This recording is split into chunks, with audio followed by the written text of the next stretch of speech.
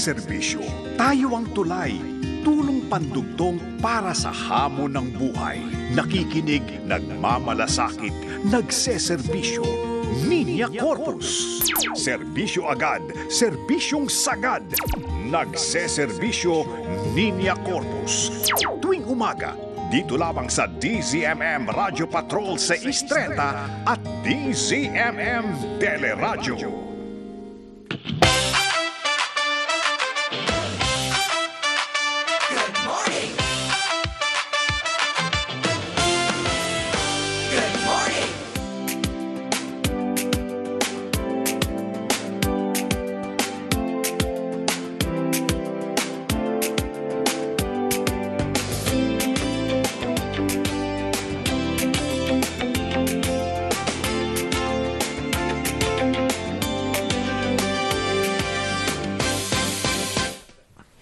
Nakikinig, mamalasakit, nagseserbisyo, Niña Corpus at Mix Bustos.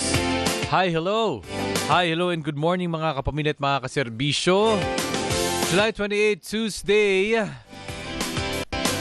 July 28, 2026. Siyempre, the talk of the town, the talk of the whole Philippines. Siyempre po, ang SONA 2026. Yan, diba? Ang 5th SONA po ng Pangulong Ferdinand Marcos Jr. At syempre ang ating question of the day. Ano po ang inyong reaksyon sa ikalimang SONA ni Pangulong Ferdinand Marcos Jr.?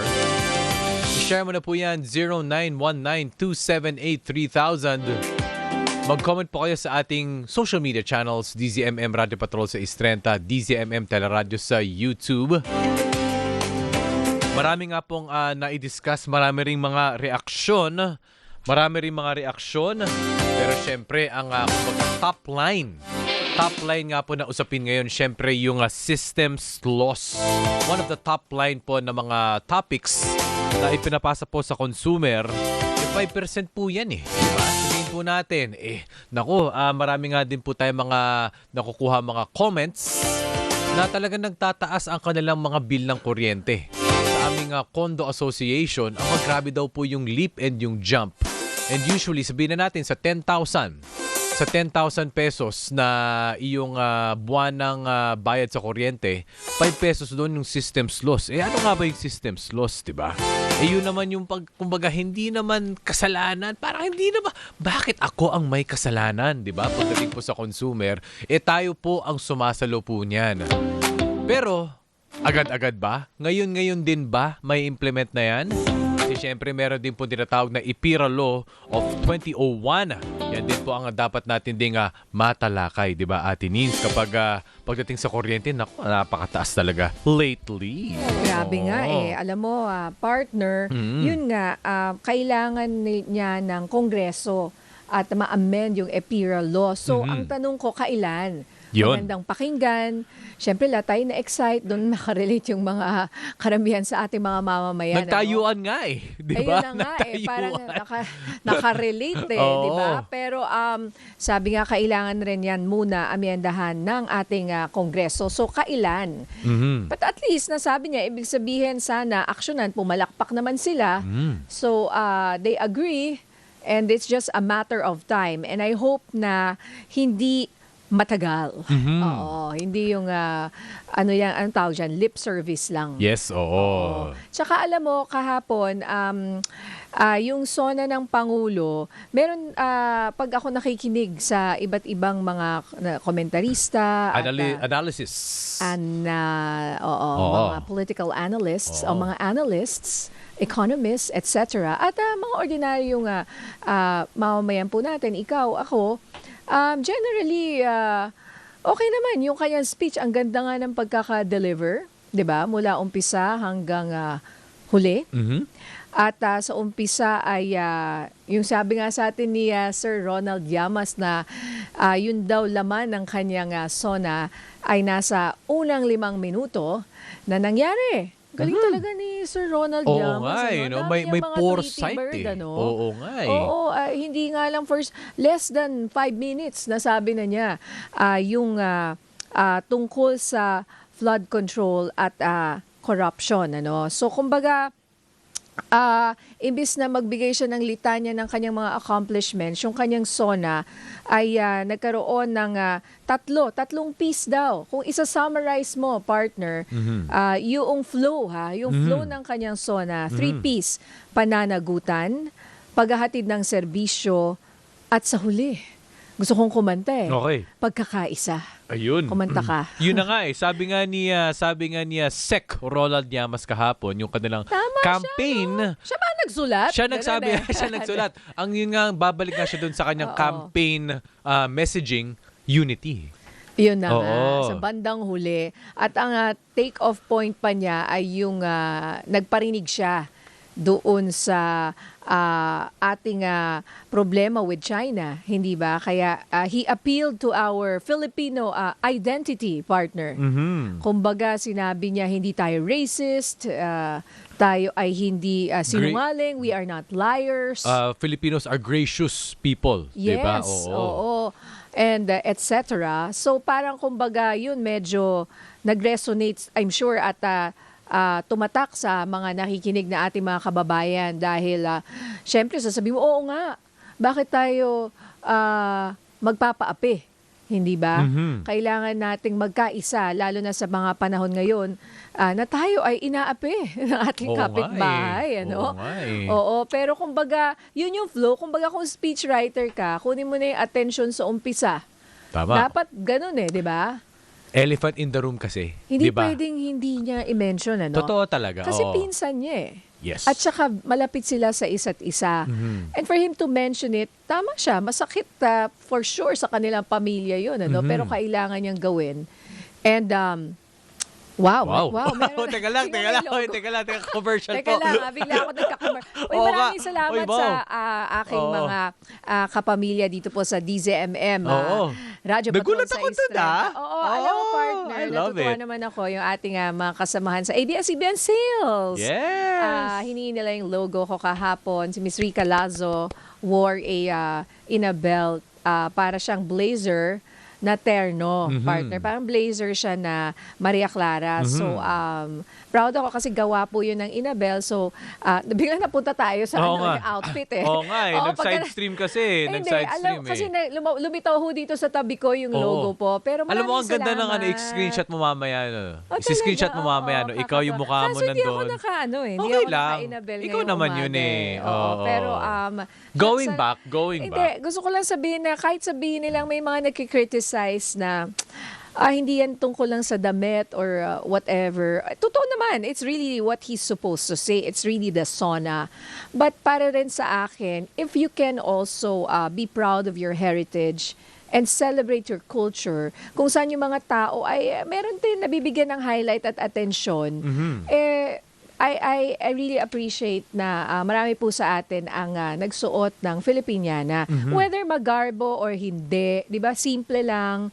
Actually, yung mga dinamitan ko sa sa SONA na iba, short sleeves lang na polo. Na husi na barong, for example. This year? Tapos, Oo. yes, tas meron lang, kumbaga may inabel na parang, or yun yung hinabi po. Hinabi ang ibig sabihin ng inabel, na kumbaga, trimming or detail, may detail na ganon.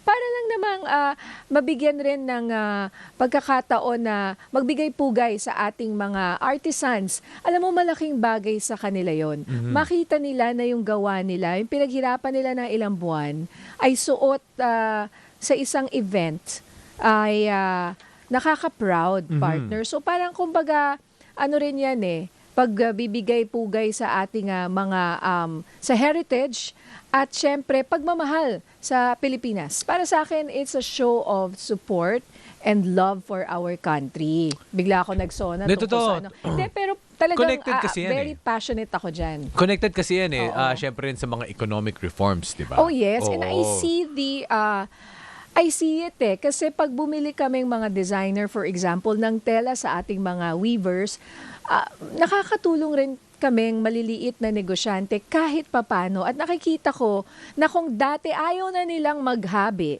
ayaw na nilang gumawa kasi wala namang demand. Ngayon po ay nanunumbalik yung ating tradisyon. mula Luzon, Visayas, Mindanao po. Hindi lang dahil ako taga Ilocos, Inabel, hindi. Mga iba't iba pong klase. May Tiboli, may Inaul, di ba? At may Pinya. Sa Aklan yun eh. May sa Bicol, it's Abaca. So Ate Nins, all of a sudden, nagkaroon ng revival sa Oo, and industriya. interest. And it really helps our country. So Honestly, ngayon, even our farmers. yung mga, I'm sure meron ka makanakilalang mga dating gusto nang tumigil, pero ngayon dahil nga nagkaroon ng Yes. revival sa industry, naging kabuhayan din kahit siya. papano, I mean, Oo. we have a long way to go. Kulang na kulang pa. But not pero, bad. But at Oo. least, di ba, meron Yes. ding attention yan Correct. sa ating mga magsasaka dahil sila yung nagtatanim ng cotton na ginagamit po sa kasuotan po ng ating mga kababayan at lalo na rin po sa ating mga weavers po. Babalik din tayo dun sa systems loss Ayun, charge, systems di ba? loss. Systems loss.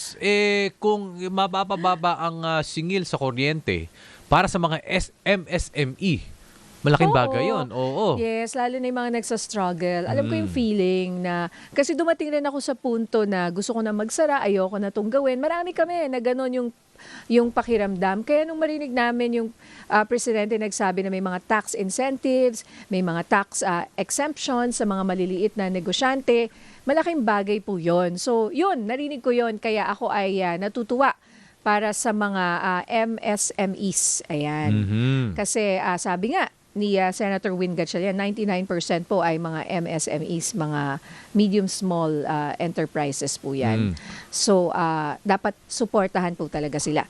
So ano pa, partner? Oo, konting breaker. Kasi Oo. kanina, all morning, pinag-uusapan natin tong corruption, flood control, sa ekonomiya, sa agrikultura. Aba, syempre, as a sportsman.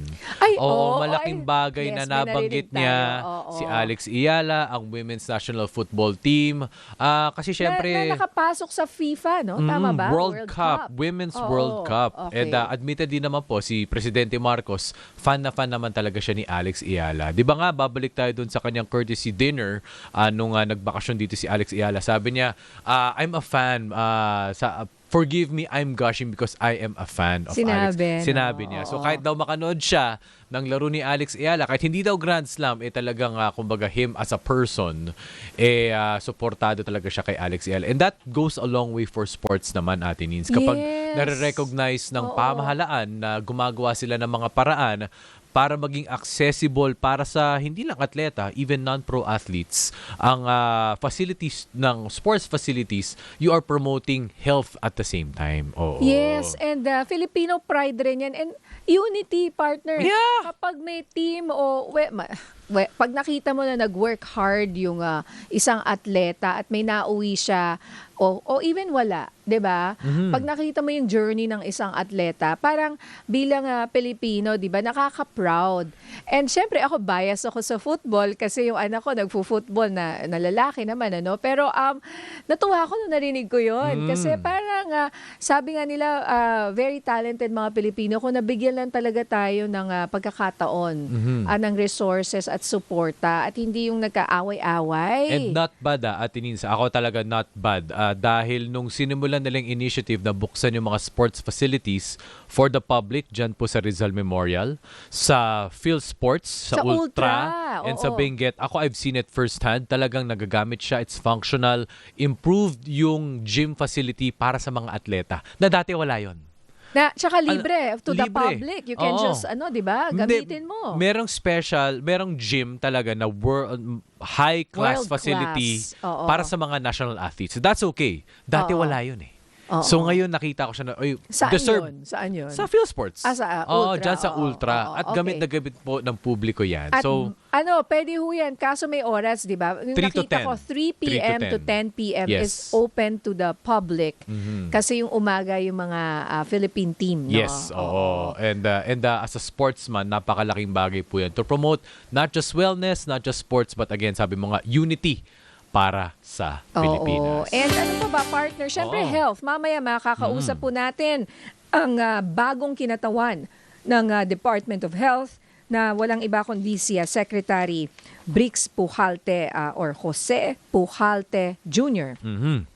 ng Department of Health para po kunin sa kanya yung mga plano nila ngayon sa DOH last 2 years, ano yung paiigtingin pa nila, palalakasin Kasi gusto ko malaman saan ba talaga yung mga yakap center na yun. Mhm, mhm. Oo. Oo nga. At pagpapalakas ng ating regional hospitals, very important yan. Hindi naman pwede lahat ng magagandang ospital nasa Maynila lang. Mhm, Eh, ang mhm. dami rin magagaling na doktor. Kaya yung mga doktor, hindi rin pwede tayong puro nandito. Kailangan meron sa Visayas, meron din sa Mindanao. Na meron naman, pero sana dumami pa at mapalakas pa. Tama. Alright.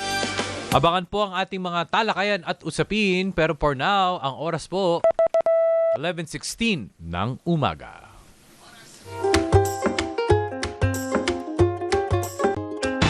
Magbabalik ang nagseserbisyo Niña Corpus kasama si Migs.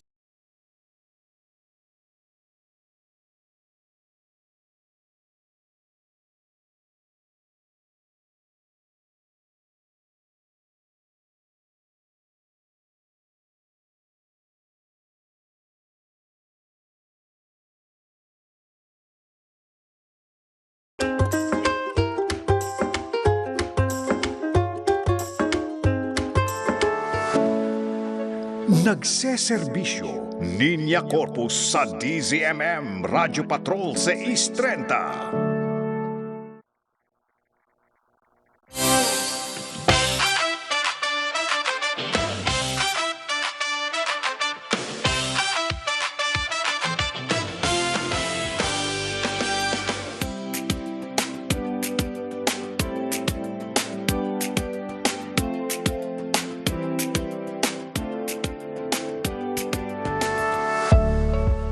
May bisita. Upo po kayo. Ang ating KOTD Kaserbisyo of the Day.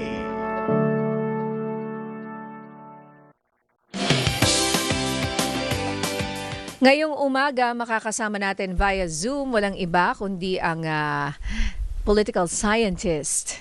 At kasamahan po natin sa PRTV Prime Media, Cleve Arguelles. Magandang umaga sa iyo, Cleve. Hi, Nina. Magandang umaga. And not to mention, President ngayon and founder ng kanyang bagong survey firm. Tama ba? Momentum. Yes, Momentum Research. Maraming salamat. Okay, MR. All right. So, well, Cleve, nakita ko meron kang pinost sa Facebook about what your thoughts tungkol po dito sa SONA ng ating Pangulo, and you started on a positive note, if I'm not mistaken. You said you were pleasantly surprised or pleasant yung dating sa'yo ng speech ng Pangulo. Bakit mo to nasabi, Cleve? Yeah, kung matatandaan mo, Nina, magkausap lang din tayo kahapon umaga bago yung Parang SONA ng hindi lang tayo Pangulo. magkasama. Oo. Marami ako nun mga hinahanap Marami ako dun mga hamon sa Pangulo na dapat talakayin niya, no? Isa sa mga binanggit ko noon ay sana hindi ito yung maging usual SONA na overly positive, overly optimistic, na napakaganda ng estado ng bansa, no? Tapos hindi naman ramdam ng ordinaryong mga Pilipino. Kaya I was pleasantly surprised because yung SONA parang mukhang nakikinig yung Pangulo dahil talagang tinalakay niya yung totoong nangyayari sa buhay ng mga kababayan natin. Alam niya na dahil yung inflation ay hindi talaga masupo ng pamahalaan, napakataas ng presyo ng mga bilihin, 'di ba? Eh ah, kinakain nito yung kakarampot na sahod, 'di ba? Nagsa-stagnate din yung sahod Napunta na lahat doon sa inflation, sa pagtaas ng presyo ng mga bilihin. Kaya kailangan ng tax relief, kailangan ng panibagong expansion ng ayuda. So kinilala ng Pangulo 'yun. And that's why I was pleasantly surprised kasi nga akala ko baka hindi niya kayang harapin yung tunay na kalagayan ng ating bansa. And hindi naman, pinatunayan niyang kaya niya. Oh, and meron ka ring sinabi dito na sa iyong post. Pwede article na rin, na this was a president trying to reclaim the narrative. Oh, okay, what do you mean and what changed? Yeah, I also had an expectation bago mag-umpisa yung talumpati ng Pangulo na baka na to kasi baka dahil bat siya ng mga suliranin, no, at meron challenge doon sa popularity ratings, no, na baka maging short na lang itong talumpati niya, maging kumbaga very defeated na, no, na let's just get it over with, no, yung SONA na to. Pero hindi naman, no.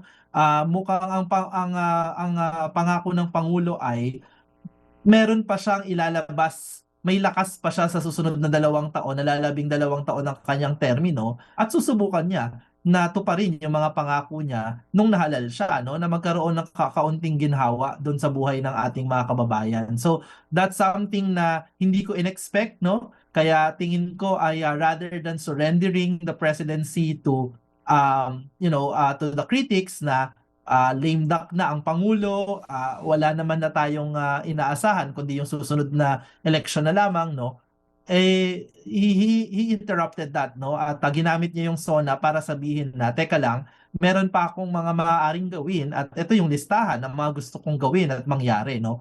Siyempre, whether magagawa yan ng Pangulo, that's a different question. But bilang isang mamamayan, bilang ordinaryong mamamayan, sana magawa niya dahil kailangan para sa taong bayan. Cleve, good morning. Si Migs ito. Why do you think na despite yung, kumbaga, trabaho lang, 'di ba, si Presidente, lahat ng ahensya ng gobyerno talagang pinapagalaw niya, but yun nga, merong decline sa kanyang trust ratings. Ba't kaya ganun? Hindi ba nararamdaman ng mga tao or malaki yung isang parte doon is, kumbaga, political reasons din because of the climate ngayon? Hi, Migs. Tingin ko tama ka, isang bahagi kung bakit merong challenge sa popularity ratings yung Pangulo ay yung political climate, no. Hindi naman biro na yung mga ilang yung malaking pamilya, halimbawa the Duterte family, no, kumakaharap ng paglilitis, no, hindi lamang sa Senado, impeachment trial, pero doon din sa International Criminal Court. And pagtingin ng mga taga-suporta ng mga Duterte family, no, ay may kinalaman yung Pangulo dito, no, kaya humaharap sa paglilitis itong mag-ama, no, na dating Pangulo at ang ikalawang Pangulo natin sa ngayon. Pero sa isang bahagi din ay dahil din yung macroeconomic conditions, no, ng ating bansa hindi rin talaga paborable para dun sa Pangulo, no. Yung ilan diyan maaaring sabihin na under his control, meron siyang kakayahan na impluwensyahan. Yung iba naman dyan, hindi naman niya talaga in full control. Halimbawa, yung digmaan sa Ukraine. Halimbawa, yung pag-atake ng Estados Unidos sa Iran. Lahat yan may domino effect eh. Tumaas yung presyo ng gasolina, tumaas yung presyo ng mga bilihin dahil doon nagkaroon ng problem sa transportation, sa supply chain, no, transportation ng mga goods, no, at kahit ng mga tao, again, nag-drive up ng prices yan.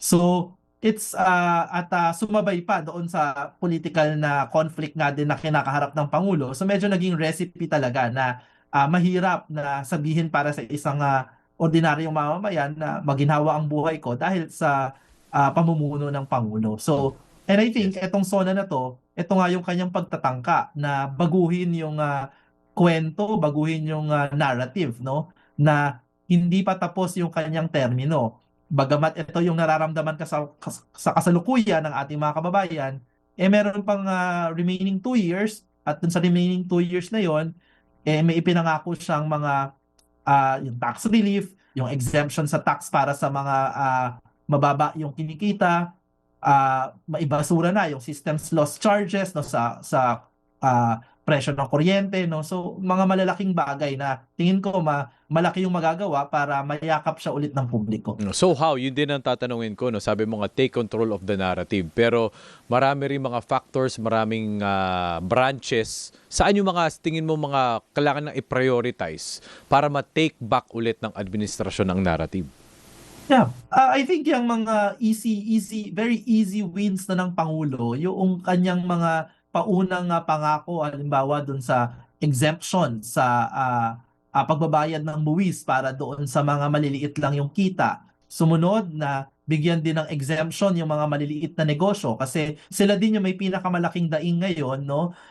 Dahil nga pressured sila ng patataas na presyo ng bilihin, apektado sila niyan, tas mataas din yung presyo ng kuryente. Kaya pangatlong bagay, yung pagpapabasura doon sa systems loss charge sa lalong madaling panahon, kung magagawa yan ng Pangulo, makakabuti talaga yan at mararamdaman agad yan ng mga ordinaryong mamamayan. If I'm not mistaken, yung systems loss charge pati yung VAT din doon sa systems loss charge, no? Halos sa 1/3 o 1/4 ata yan ng halaga ng kuryente, no, na nakakaabot sa consumer. So makita mo agad na nabawasan yung electric bill mo. I think that's already changing and controlling the narrative and offering a new story for the administration. Well, Cleve, kung ito nga you mentioned mga ayuda, tax exemption, suporta sa negosyo, ay bibigay ng Pangulo, saan manggagaling ang pondo? Hindi ba ito yung malaking kumbaga question o butas sa kanyang speech? Saan kukunin yun? Baka singilin sa ibang bagay. Ito naman niya, sabi ko kasi nabanggit mo yung aking Facebook post. Yung nga yung sabi ko, no, ito yung missing doon sa mga pangako ng Pangulo tungkol dito sa mga tax relief, no, yung pag-expand ng ayuda ay saan manggagaling, no? Yung gagastusin ng pamahalaan para dito, no? Sa isang banda, maaaring sabihin ng Pangulo na ito ay na ang pagkukunan nito ay utang, no, foreign loans, no, maaari naman yan foreign banks or foreign countries, no. Di ba ang Pero laki-laki syempre, na ng utang natin, Cleve? malaki na yung utang natin at Kasi may 18 trillion na ba? Trillion. Oo. may deficit na din tayo sa budget 18 Diba? ba? 18 trillion. Hindi ako nagkakamali. Budget deficit, etc. Pero kung isipin mo, para raw yung ginawa ng dating administrasyon na, o bahala na yung susunod na administrasyon. Baka nga yan ang thinking na lang ng Pangulo na basta ako, ito Basta magagawa ko. ulutahin ko na para Oo. masaya kayo. Di ba? Tapos Problema na bahala ng na yung susunod. susunod ng Pangulo. Diba? Diba? Pero sabi ni Secretary Balisacan, hindi naman daw. Hindi naman daw nila ipapasa lamang yung ganong klaseng budget deficit sa susunod na administrasyon. But we'll see, no? Yan yung isang missing sa SONA, yung fiscal plan para masagot ng gobyerno yung lahat ng ipinapangako niya. Oo, at saka sa iyong post, 'di ba? Talagang binasa ko. Napansin mo, Cleve, na halos walang malaking legislative agenda. Sa inyong basa, tanggap na ba ng Pangulo na mahirap nang umasa sa Kongreso ngayon? Tingin ko may pagkilala yung Pangulo na wala nang sapat na panahon para kumbinsihan pa siya sa Kongreso, no. Meron siyang ilang mga panukalang batas pa din, no, yung sa IPIRA, no, kailangan pa din yan dumaan sa Kongreso, no. May mga ilan na panukalang batas, pero kung kukumpara mo sa mga nagdaang SONA, hindi mahaba yung listahan ng request ng Pangulo mula sa kanyang Kongreso. And hindi nakakagulat kasi nga itong nakaraang Kongreso lang, nakaraang taon lang, isa or dalawa lang doon sa mga 4 na priority bills ng Malacanang ang naaksyonan ng Kongreso. So, I think it's a recognition of that political reality and more importantly, gusto ng panghawakan ng Pangulo yung sarili niyang legacy. Kasi by the end of the administration, hindi naman magtatanong ang publiko kung sino ang dapat sisihin, Kongreso ba dahil hindi sila nakapagpasa ng mga batas na hinihiling ng Pangulo. I think the public will still judge the president, no? Siya pa din babalik sa kanya yung sisi. So minabuti niya na lang siguro na sa pagkakataong ito sa remaining 2 years, no, aakuin niya na kung ano yung kaya sa kapangyarihan ng Office of the President, ano yung kaya ng mga executive departments, yun na yung pagtutuunan niya ng pansin. Meron akong tanong, Cleve, in terms of not necessarily about the son or the president, but syempre napaka-relevant issue about the West Philippine Sea and China. Syempre yung racist AI cartoon na talagang ginawa tayong mga unggoy. But do you see at least on the ground, upon your research, na apektado ba mga Pilipino sa mga pinagagawa ng China, ang normal na Pilipino? But at the same time, iginit naman ni Presidente Marcos na yung paninindigan ng Pilipinas sa 2016 Arbitral Award, but does it translate really? Parang natitrigger ba tayo? Malayo ba yun sa bituka? Malayo ba sa bituka or like parang carry lang? Ano naman, sa mga pag-aaral, no, sa mga surveys, halimbawa, mga national surveys natin, lumalabas na ang ordinaryong Pilipino ay merong malalim na concern doon sa sitwasyon sa West Philippine Sea, no. Tingin nila actually na dapat maging prioridad ng pamahalaan, no, yung pagresponde doon sa usapin dyan sa West Philippine Sea, lalo na yung agresyon ng ating kapitbahay na China, yung panggigipit sa Coast Guard, sa ating mga mangingisda, no. So nababahala yung ordinaryong Pilipino dyan. And in fact, dahil dyan, bumababa din yung ating tiwala mismo sa China at mga ordinary na Chinese citizens. Kaya nga yung worry ko dito, because in the past surveys that we've done, lumalabas na bumababa mismo yung pagtingin dun sa mga Chinese na mga ordinaryong mamamayan, no? Hindi naman ito si Xi Jinping, hindi naman yung kanilang pamahalaan, pero naapektuhan yung pagtingin natin sa mismo mga Chinese citizens. So makakaapekto yun sa pagtingin natin sa mga turista galing sa China, paano tayo nakakasalamuha dito. So yung worry ko dyan, baka nga magkaroon ng counter-racism na dahil offended yung ating mga kababayan dun sa mga racist na attack sa atin, baka din magkaroon ng tendency na maging racist. So sana hindi yan yung maging effect. At paalala nga ng Pangulo, we are not racist, no? Yun Yung nga, mga Pilipino sinabi naman ay niya. hindi naman dapat Oo nga. racist. Sana totoo. Hindi, ang tanong ko dyan, Oo. Cleve, nakikita ba natin yun ngayon? Kasi initial reaction mo, knee-jerk mo, syempre triggered by emotion Sakit. Sakit, Oo, di ba? diba? Pero do we Lagi see na lang that? tayong inaapi. Do we see that? Yes, sa mga pag-aaral namin on disinformation naman, halimbawa yung mga fake news, no, nakikita natin na vulnerable na din yung ating mga kababayan dun sa mga Chinese racist narratives, no? Madali na sa atin na maging viral, madali na sa ating bilhin yung mga istorya na maaaring magpakita na nasa maling to put ordinary Chinese citizens in a bad light, no? Maalala mo may mga viral videos diyan na yung mga bad na turista daw, no, na mga Chinese. Sometimes unverified naman yung video, hindi malaman kung saan nanggaling, pero mabilis na magva-viral kasi nga it speaks to our current na anxieties na kung inaapi naman tayo ng China diyan sa West Philippine Sea, kung tingin naman nila sa atin ay ganoon, no, negative din, di tayo din, no? So medyo may nagde-develop din ng counter-racism. And this is not new to the Philippines, no? In fact, lalo na nung mga early days, no, yung early days ay matagal na po ito, no, mga Spanish time pa, no, colonial era pa, meron hindi po maganda yung pagtingin ng mga native Filipinos doon sa mga Chinese Filipinos, mga Chinese immigrants sa ating bansa. And maganda naman na over time nakapag-develop tayo ng mas healthy na relationship sa ating sa loob ng bansa. Kinikilala natin ang mga Chinese Filipinos ay bahagi ng ating bansa at mga kapwa nating Pilipino, pero baka lang mabalik, no, yung ganong klaseng racist image, racist na pagtingin dun sa mga Chinese Filipinos and ordinary Chinese citizens din dahil dito sa mga insidente na to. Oo, yun nga. Baka sana ay hindi. Kaya nga tayo nandito pinag-uusapan natin yan na wala namang kinalaman yung mga Chinoy dito sa at even the Chinese citizens, Yeah. 'di ba? Wala naman pong kinalaman sila. At pwede ka pa rin magbakasyon saan ba? And if anything, Sa Hong Kong. And if anything, Oh. ating mga kababayan, mga Pilipino, mga Filipino-Chinese, they treat themselves as Filipino. As in Filipino Oo. talaga. And sila oo. pa nga yung, we all know, sila ang mga malalaking negosyante natin sa bansa, di ba? And, well, speaking of China, malaking malawak po kasi yan. Kasi imaginein mo, pumunta ka sa Divisoria, lahat naman yun, mawawalan sila ng, di ba? Kung tayo patawan ng mga economic sanctions, di ba? Sabihin, hindi na kami magpapadala dyan or whatever, taasan ng tax.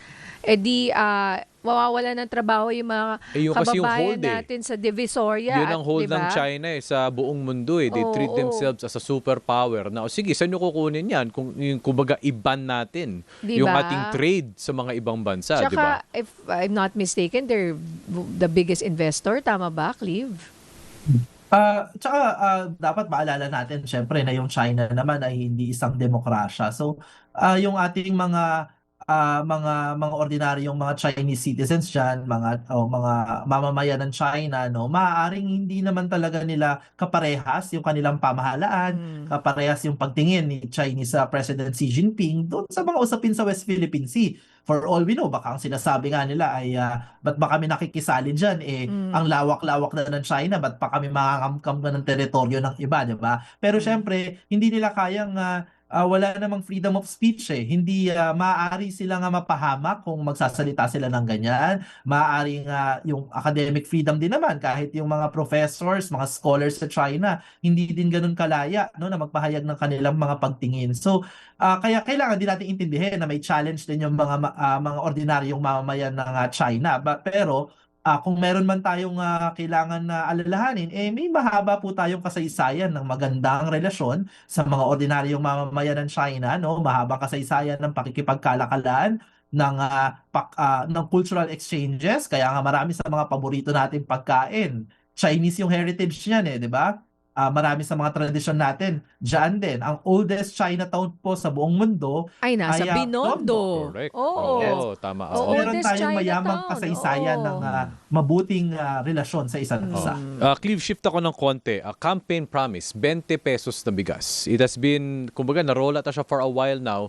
Ito ba, ramdam ng mga Pilipino para sa mga, kumbaga, merong high regard for that trust rating, kumbaga, isa ba yun sa mga rason, yung 20 pesos na bigas? Itong 20 pesos na bigas ng programa ng Pangulo, no, unfortunately, very limited pa din, no? Sinabi naman din niya mismo na available din ito sa kadiwa pa din, mga selected merchants, no? At million-million naman yung nakikinabang. And of course, that's a good start, no? Pero now that we are nearing the end of his term, no? Syempre yung challenge sa Pangulo, kailangan mas scale yan. Kailangan mas maraming makinabang dyan. Kasi key campaign promise ng Pangulo yung 20 pesos na bigas, no? Pero sa ngayon, kailangan mo pa din na very specific pa rin yung kailangan mong puntahan na nagbibenta para makakuha at maka-enjoy niyan, no? And subsidize yan ng government. So medyo nakaka-hit din yan sa national government budget, no? So kung tatanungin ako, successful na ba yan? Mukhang ano pa tayo, no? Nasa 5 out of 10 pa tayo kasi may mga nakikinabang na pero sana mas maparami pa. Okay. Cleve, nagulat ka ba na hindi iniwasan ng Pangulo yung issue sa flood control at sa corruption? Bakit sa tingin mo pinili niya itong harapin ng direkta at sa umpisa? Yes, oo nga umpisa pa lang talagang binanggit na ng Pangulo. Akala ko maaaring ang option niya kasing i-take ay i-minimize na lang, i-downplay na lang. Dedma, Tapos, wala talagang mention pero hahanapan siya. Hahanapin oo. hanapin siya. Pero pwede naman actually na binanggit niya, pero pinili niya pa din na banggitin din talaga yung si Speaker Martin, yung kanyang pinsan, di ba? So I think that's a very bold move from the President, no? And syempre may mga nagsasabi na maaaring lip service lang ito, rhetoric lang ito, no? Tingnan natin sa mga susunod na araw, no? Yun yung magiging batayan natin kung yung anti-corruption agenda ba ng Pangulo kaya niya talagang pangatawanan. Pero for now, may pangako siya sa atin na walang na siya ay hindi lamang pangulo ng pamilya niya, ng kaibigan niya at pangulo siya ng bansa. And you know, this can be politically costly for the president as well, di ba? Yes, Kasi, political risk yan di ba? oo, How will that paano yung affect him now, di ba? mga what remains of the Marcos bloc, 'di ba? Maaaring ma-antagonize niya yung kanyang mga aliado ni Speaker Martin sa Kongreso. Ang dami Yung mga doon. butante. Pumalakpak ba yung marami nung sinabi yun? Napansin Medyo niyo ba? nakakatawa nga na nagpalakpakan silang marami. So, Marami ba? Oo. Or tumahimik. Or kasi umpisa pa lang, parang paano pa lang Di ba pag umpisa pa lang, you will not expect it right away. Di ba? Parang dati na yung mga mahiya naman kayo, nasa bandang huli pa yun Tapos standing Di ba? ovation. Parang hindi ka pa ready pumalakpak So, Oo. gusto mo lang makinig Hindi, ang standing ovation yung dun nga sa systems loss. Yun nga, naging yun Yun ang Kaya naging- ngayon, kailangan maintindihan pa natin yan. But ito, I'll just read some of the messages mula po sa ating mga viewers and listeners. Sabi ni Franz Cleve, ito, ang kanyang rating sa SONA ay 9 out of 10 ba? Taas. Na-address daw niya ang mga major issues, but to wait for execution of what's been committed likewise would be better if oil deregulation law would have been included. Oo nga, hindi niya na-mention yun. Reaction nyo doon, Cleve? mahirap pa kalabanin para yung industriya, no? Ako din, sana i-pursue ng Pangulo yung oil deregulation law, no? Kasi lalo na sa panahon ng krisis, panahon ng emergency, dapat may option yung pamahalaan na isang tabi muna yung pangangailangan kumita yung mga oil companies, no? At yung public interest muna yung mamayani. And eto, last, bago tayo kay Migs, no, si Ben Francis Rances. Hi, Migs and Nina. I'm hoping the promises made for the middle class will turn out to be true, although nakakabahala yung Pax Silica. Okay, eto sa mga hindi nakakaalam, Cleve, ma-explain mo ba? Sa layman's terms, ano ba Oo, tong Pax Silica na to? It sounds so technical or scientific, parang, Oo. parang Latin, galing sa future. di ba Latin yan? Oo, ito yung mga may kinalaman sa AI at paggawa ng mga chips, di ba? Oo, yung ano kasi, yung Pax Silica kasi ay programa ito ng Estados Unidos, no, na mamumuhunan sila sa ating bansa, mag-i-invest sila sa ating bansa ng parang supply chain yan para suportahan yung AI industry, no. So mga factory yung supposedly na gagawin, no, mga semiconductor chips, no, yung mga critical minerals, no. So parang susupport siya dapat, no, doon sa pangangailangan ng Estados Unidos sa AI industry, no, para lumago yung kanilang AI industry. Bagamat maaari magbigay ito ng maraming trabaho, no, at yan naman yung pangako ng Pangulo, merong mga nag-aalala kasi meron din yung mga environmental Yes. costs, no, kagaya na nga yung tanong sa water supply. Kasi magastos sa tubig yung mga AI factories, yung mga para sa chips, no. So yan din yung isa sa mga dahilan kung bakit medyo controversial, no, itong usapin sa Pax Silica. Di ba El Nino na nga tayo palagi na tayong may El Nino, kulang na nga sa tubig may water shortage, di ba? Unless gumawa nga sila, di ba? May mga pinapromise mga high-tech na kesyo yung ulan, gagawing di ba? Power. Yung ginagawa na natin catch ng ulan sa mga ilang spots, 'di ba, sa mga dam, pero kung pwedeng di ba, mas may mga technological advancements sa dami ng ulan, 'di ba? Sa ating bayan. Ma-maximize mo. Oo. Oo, 'Di ba dapat nga magkaroon ng Department of Water dati? Narinig, 'di ba, Cleve? Ano Kasi, nangyari doon? I think sa isang zona din ng Pangulo, binanggit niya, 'di ba, na kung makaharap tayo ng water yung mga crisis. nauna.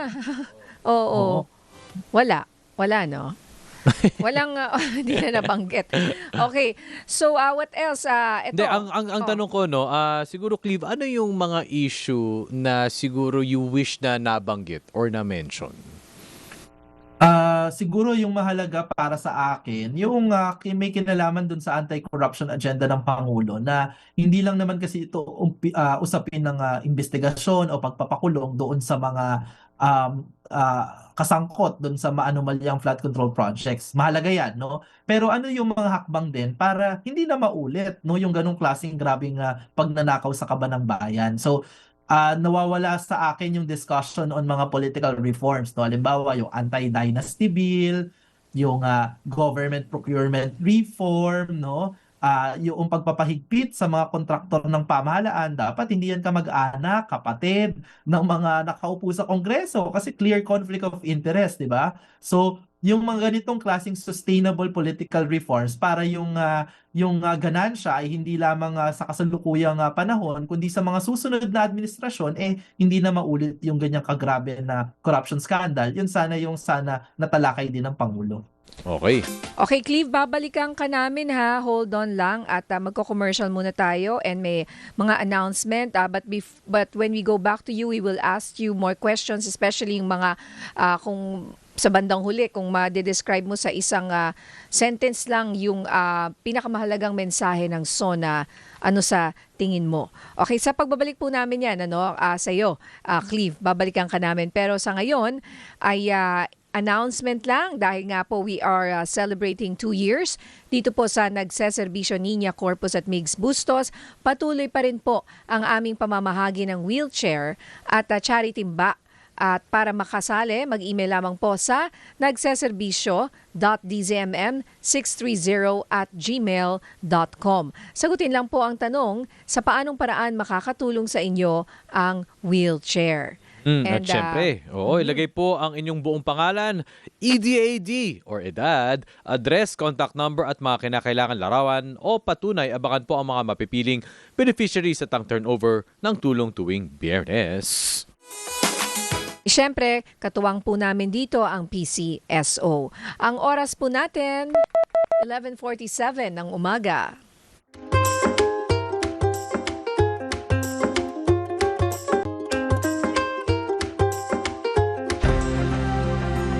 Magbabalik ang Nagseserbisyo Linya Corpus sa DZMM Radio Patrol 630. DMM. Balikan po natin ang ating kaserbisyo of the day na si Cleve Arguelles na tinutulungan po tayong himayin ang SONA ng Pangulo. Hi, Cleve! Hi, Ninya Migs. You're still there? Okay. Thank you, Cleve. Nakapag-lunch ka na ba or breakfast? Sumubo lang ng onti. Hindi pa. Wala pa? So parang tayo. SONA ang aking agahan eh.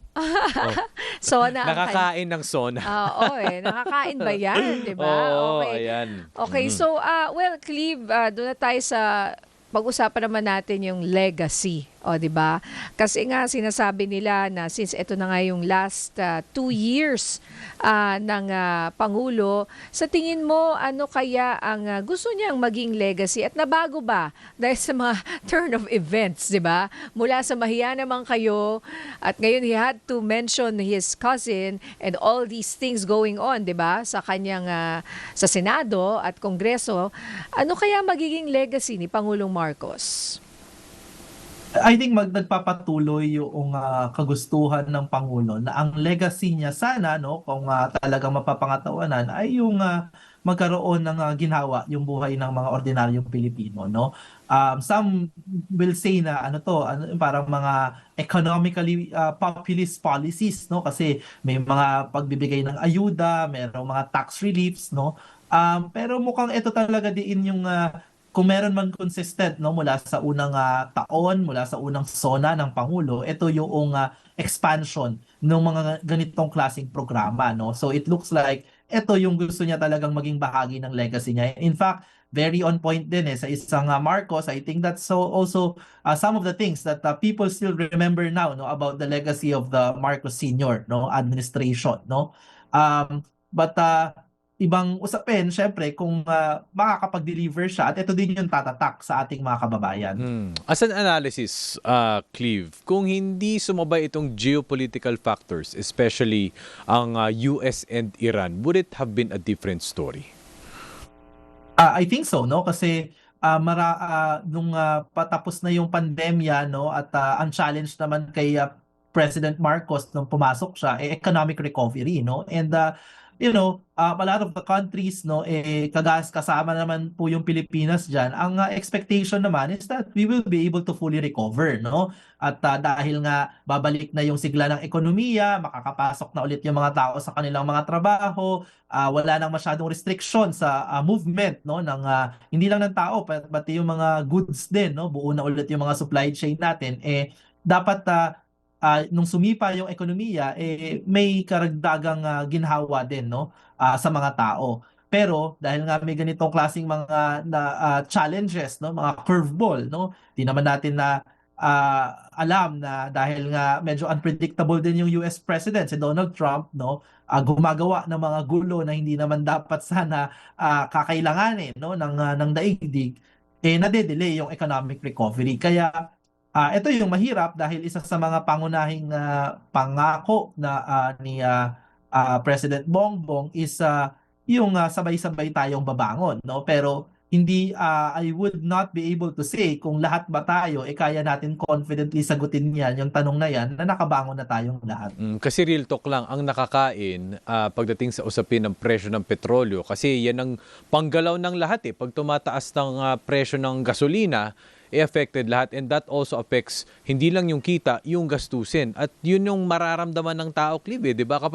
Kapag mataas ang gastusin, mataas ang gas, mataas ang gastusin, mababawasan ang kita para sa aking pamilya. And kumbaga, kung sino ang nakaupong presidente dyan, kumbaga under his watch yun. Kahit sino pa yan, di ba? Kahit naging Aquino pa yan, naging Duterte, naging Marcos pa yan, yun ang makamaalala ng tao na, wala do sa oras mo Di ba, Clive? Oo, yun nga lang yung mahirap kasi kung yung nangyari yung what if mix, no? Magvo-volunteer pa ako magsulat ng SONA ng Pangulo kasi magiging madali lang yun, 'di ba? Ito ang presyo ng bigas bago at ngayon na nakaupo ako, ito ang presyo ng sibuyas bago at ngayon nakaupo ako, 'di ba? Pero hindi ganoon yung storya sa kasalukuyan kaya kailanganin talaga ni President Marcos na makapag-deliver ng mga additional na reliefs. Kaya nga kung mapapansin mo, hindi na din pagpapababa ng presyo ng mga bilihin, no? Ang kanyang pinopropose, no, na mga solutions, no, rather on the side ng baka pwedeng bawasan yung buwis, baka pwedeng bawasan yung presyo ng kuryente para yung sobrang kita na masisave, no, dahil nga may matitipid ka, yan yung panangga mo laban dun sa papataas na presyo ng bilihin, dahil nga yung world market din hindi natin makontrol dahil nga dun sa mga ilang digmaan na yan. All right. Alam mo, nakita ko yung Instagram post ng First Lady Liza Marcos. Basahin ko lang, what do you make of this post? Kasi pina-follow ko rin, gusto kong malaman what they're up to, di ba? Cleve, nabasa mo ba yung post ni First Lady Liza Ano bang sabi niya? Ano sabi? So nag-post siya ng picture sa Instagram kasama ang presidente at yung kanilang staff. So itong staff, mga ordinaryong staff nila na hindi natin kilala. Okay, sabi niya, couldn't help but shed a tear. Mangiyak-ngiyak daw siya as I listened to my husband deliver his sona. When he said, lalo na raw sa part na sinabi niya, we are respectful, we are dignified, and we do not yield. Sabi niya, I felt the weight of every challenge, every sacrifice, and every prayer that brought us to this moment. This time next year will be my husband's last sona. So please allow me to say what I know is in his heart. Heart emoji. To every member of our staff, you've always been family to us, and to everyone who never stopped believing in our shared vision, thank you. Tapos ito, your stress niya, loyalty. Ayan. Hard work and quiet sacrifices have meant more than words can ever express. You are respectful, dignified, and you will, tapos naka-stress uli, never yield. Clap, clap, clap. Maraming salamat sa inyong lahat.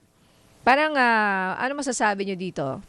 May will not sariling yield, sona pala si First Lady. Diba? May sarili siyang sona. Parting words. Diba? Oo. Parang palaban, no?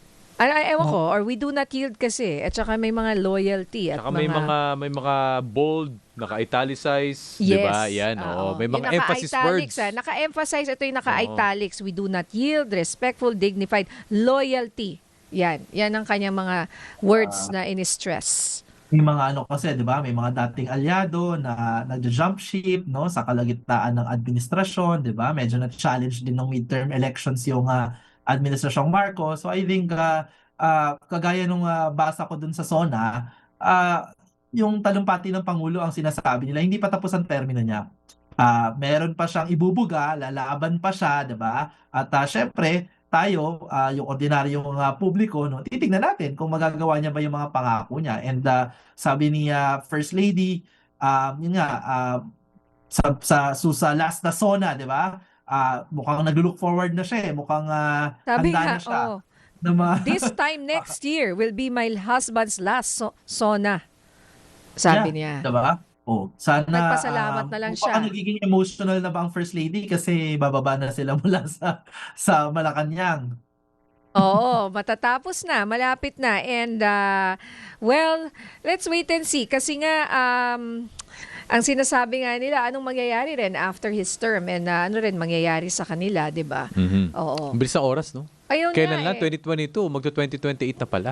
Oo, Oo. mag-election na. May election na. Oo. Oo. Ayun. Well, anyway, Cleve, in one sentence, anong pinakamahalagang mensahe ng SONA? Hirap naman ang one sentence. In one thought. We only have 1 minute left. One thought. One thought. Dagdag One ko pa thought per naman. sentence. No, I think ang sinasabi ng Pangulo ay hindi pa siya sumusuko, no? Handa pa din siyang ipaglaban yung administrasyong Marcos at handa siyang ipaglaban yung mga ordinaryong Pilipino. And of course, tayo, we wish him the best, no? At sana magtagumpay siya. Not because we want to support a Marcos to succeed, no, but because he has a nation to serve, no, and his success, no, will be the success of our nation as well. So sana matupad ang mga pangako ni Pangulong Marcos sa kanyang SONA ngayong taon. Ayun, may sona na rin si Cleve. Ano? Maraming salamat. Thank you. Cleve Arguel, yes. Ayan po ang ating, ngayon ang nakalagay sa'yo dito, Cleve, political scientist. Ayan, and founder ng Momentum Research. Thank you, Maraming Cleve. salamat, Cleve. Maraming salamat, Migs at Ninya. Babati lang ako, Ate Nis, bago tayo magtapos. Siyempre po, ating charity ba, nagseserbisyo.dcmm630@gmail.com. Ipadala lang po ang inyong pangalan, edad, address, contact number, at mga kinakailangang larawan o patunay. Happy birthday po, Sir Ruel Galisano na Airport Police Personnel dyan sa NAIA. Hello, sir, and happy birthday. Okay, susunod po. Okay, teka, babatiin ko lang ang aking kumpare. Ay, inaanak niya yung eldest ko, Tony Velasquez. Happy birthday. Tony V. Yes, today. And may isa pa si Vice Mayor Chi Atienza. Ay, Vice Mayor. Belated happy birthday to you. Ayan, si Tony. Yan, Kakanturing. oo. Ayan, Ayan. nag-iisa. Okay. Happy birthday, Sir Tony. Susunod po, headline ngayon, kasama si Jeffrey Hernaez at Rica Lazo. Muli ako po si Migs Bustos, nagseserbisyo. Ito po si Nina Corpus, nagseserbisyo. Bye. Bye.